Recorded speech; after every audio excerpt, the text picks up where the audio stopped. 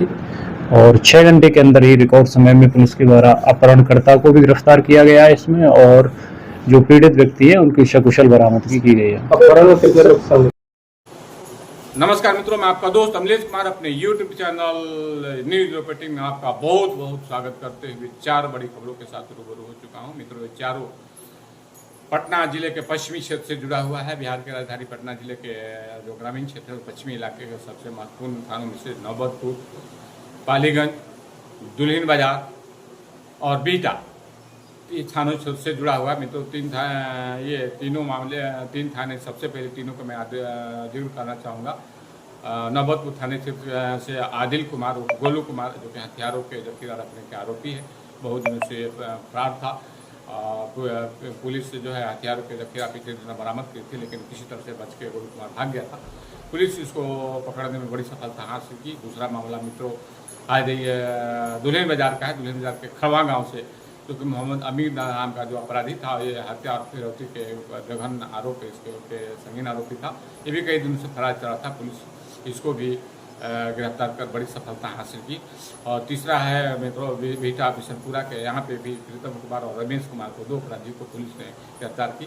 और ये तीनों मामलों के पुलिस जो है Patna police city SP Bhanu Pratap Singh के नेतृत्व में इस मामले को उद्भेदन किया गया। उन्होंने प्रेस कॉन्फ्रेंस करते हुए इन तीनों खबरों को विस्तारपूर्वक बताया। चौथी खबर मित्रों है पालीगंज से, जहाँ पे जुड़ा हुआ आज शाम को एक दबंगों ने गरीब परिवार का जो रोजी रोजगार करते हुए अपने व्यवसाय चला रहा था, उसको झोपड़ी को तोड़ दिया गया।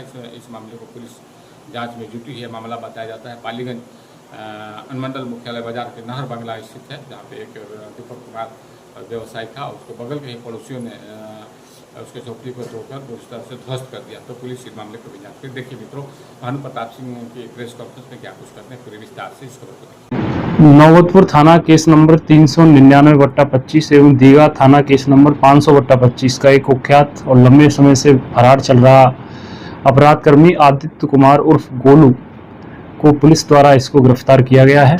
और ये कुख्यात अपराधी था। पूर्व में भी दीघा थाना में इस पर केस दर्ज है, आर्म्स एक्ट के 500/25 केस है।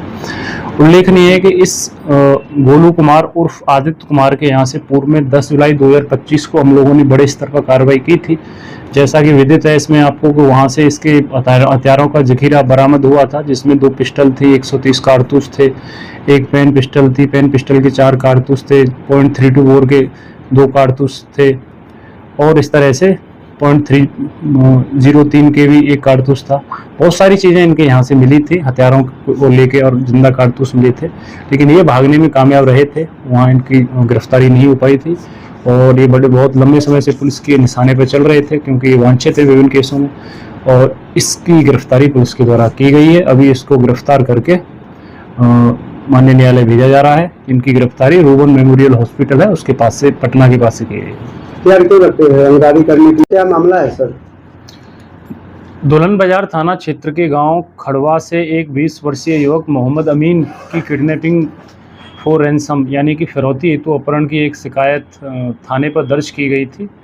और इस संदर्भ में SHO दुल्हिन बाजार द्वारा थाना की प्राथमिक संख्या 248/25 दर्ज की गई और एक टीम का गठन किया गया।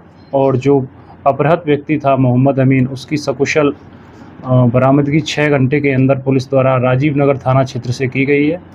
और जो इसमें अपहरणकर्ता थे, मोहम्मद मुश्ताक अहमद सन ऑफ समीम अहमद और सिकंदर सन ऑफ नियाजुद्दीन, इन दोनों को अरेस्ट कर लिया गया है और इनको माननीय न्यायालय भेजा जा रहा है।